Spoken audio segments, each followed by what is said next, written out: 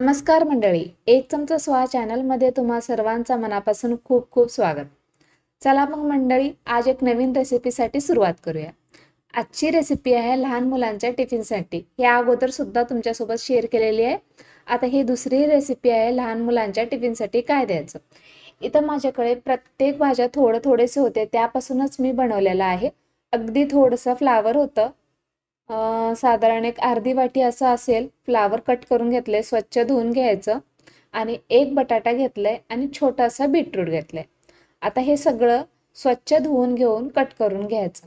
लहान मुलं असं भाज्या खात नाहीत, खूप कंटाळा करतात. त्यापासूनच आपण वेगळं काहीतरी टेस्टी पदार्थ बनवून लहान मुलांना खाऊ घालण्याचा प्रयत्न असतं प्रत्येकाचं. सगळं आता हे तिन्ही गोष्टी माझ्याकडे होते, सगळे थोडेसे होतं आणि ह्याची भाजी तरी करावं म्हणलं तरी पुरत नाहीये. तर त्यामुळं ना आता ह्याच्यापासून लहानना मोठ्यांना सगळ्यालाच होईल नाश्त्यासाठी म्हणून किंवा टिफिनसाठी सुद्धा एकदम बेस्ट रेसिपी आहे. आता हे तिन्ही अगदी थोडंसं पाणी घातलंय, खूप जास्त पाणी घातलं नाही, अगदी थोडंसं पाणी घालून एक सिट्टी करून घेतलेलं आहे. आता त्याला स्मॅश करून घ्यायचं. तिन्ही स्मॅश केल्यानंतर इथे मी गव्हाचं पीठ वापरलेलं आहे. 1 कप घेतलेला आहे. त्यामध्ये 2 चमचे असं हे रवा घेतलेला आहे. एकदम बारीक रवा घेतलेला आहे. कोणताही रवा घेऊ शकता तुम्ही. इथं लसूण, अद्रक आणि हिरवी मिरचीचा ठेचा असं घेतलंय. एकदम थोडंसं जाडसर वाटून घेतलेलं आहे. इथं कोथिंबीर घातले, एकदम बारीक चिरून घेतलेला आहे आणि चवीप्रमाणे मीठ घेतलंय. आता हे तिन्ही मिक्स करायचं छानपैकी. ह्याच्यामध्ये जितकं मावेल तितकं. तुम्हाला जर जे भाज्यांचं स्मॅश करून घेतलेलं जास्त असेल तर त्यामध्ये आणखी कणिक घालू शकता. यामध्ये पाण्याचा वापर अजिबात करायचा नाही. यामध्ये जितकं बसेल तितकं पीठ आणखी घेऊ शकता तुम्ही यामध्ये.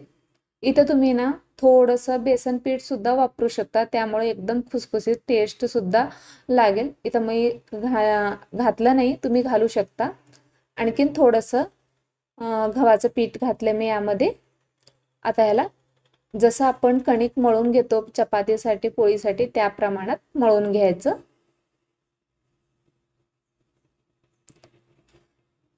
जे आपण भाज्या उकडून घेतलेल्या ते स्मॅश करून घेतले, जितकं मावेल तितकं पीठ घालायचं. अगदी वरून मी इथं थोडेसे दोन चमचे असं तीळ वापरलेले आहे. तिळामुळे एकदम चव छान येते, खुसखुशीत होतात आणि मुलांना सुद्धा आवडल.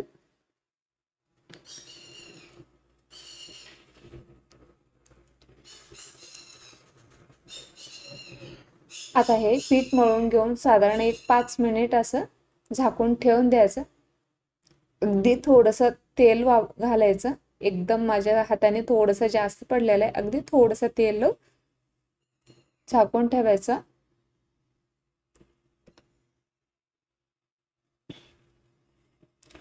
पाच मिनिट ते 5 ते 10 मिनिट झाल्यानंतर इथे मी छोटे गोळे करून घेणार आहे. सगळ्यात अगोदर इथे मी पुरी करून घेणार आहे. तुम्हाला पुरी करून दाखवते. एकदम छान लागतं, टेस्ट सुद्धा एकदम छान. मुलांना कळणार सुद्धा नाहीये की हे भाज्यापासून बनवलेलं आहे.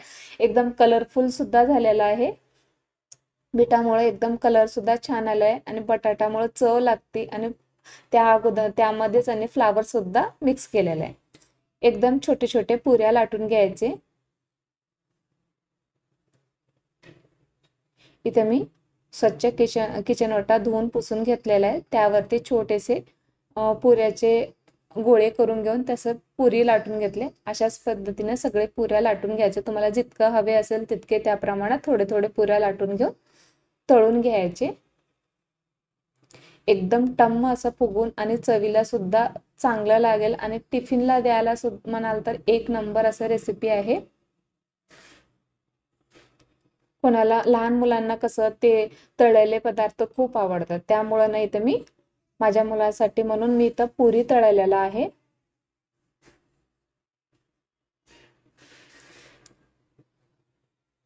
यामध्ये ना बटाटा सुद्धा वापरलाय, त्यामुळे ना मुलांना ना थोडंसं त्याच्यामध्ये बटाट्याचा फ्लेवर त्यांना कळणार सुद्धा नाहीये की बीटरूट सुद्धा वापरलंय यामध्ये. म्हणून थोडंसं कलर मध्ये सुद्धा चेंज छानपैकी कलर सुद्धा छान आलेला आहे आणि चव सुद्धा जसं कलर आलाय तितका चवीला सुद्धा छान झालेला आहे. अशाच प्रकारे सगळे पुऱ्या लाटून घेऊ शकता। या अगोदर सुद्धा मी टिफिनसाठी रेसिपीज घातलेल्या आहे, तुम्ही नक्की चेक करून बघा, तुमच्या मुलांना सुद्धा आवडेल। आता ही माझी दुसरी रेसिपी आहे टिफिनसाठी। अशाच पद्धतीने तुम्हाला टिफिनसाठी जर रेसिपी हवे असेल तर कमेंटमध्ये नक्की कळवा, मी नक्की घालण्याचा प्रयत्न करेन।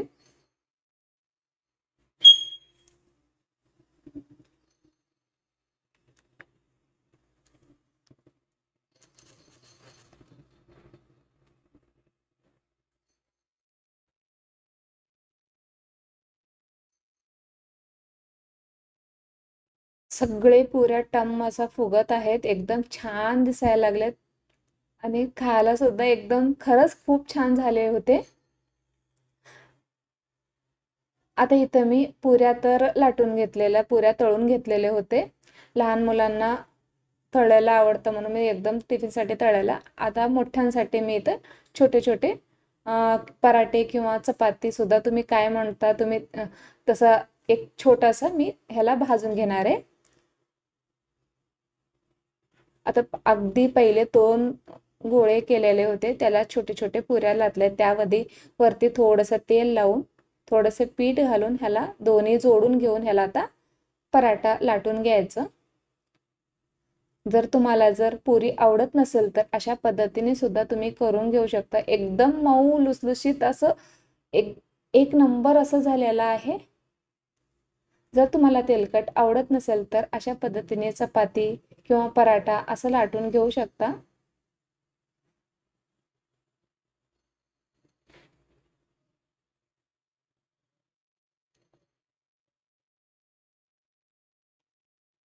अशाच पद्धतीने तुम्ही आणखीन काही पराठे लाटून घेऊ शकता। इथे मी तवा ठेवलेला आहे तापत, आता हे पराठे किंवा चपाती हे भाजून घेणार आहे। दोन्हीकडून तेल लावून घ्यायचं किंवा तुम्हाला तूप आवडत असेल तर तूप सुद्धा लावून घेऊ शकता।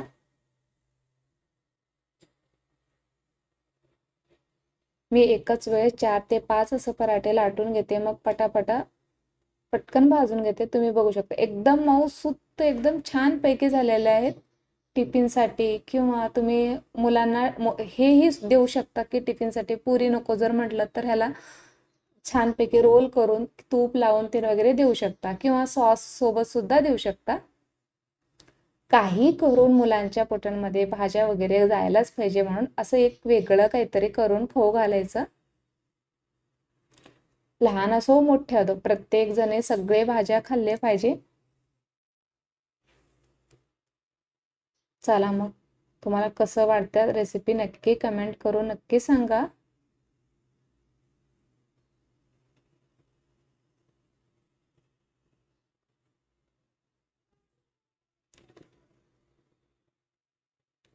असं एक नंबर असं झालेले आहे, पराठा किंवा पुरी दोन्हीही एक नंबर असं झालंय, छान झालेलं आहे, चवीला सुद्धा अप्रतिम असं झालेलं आहे।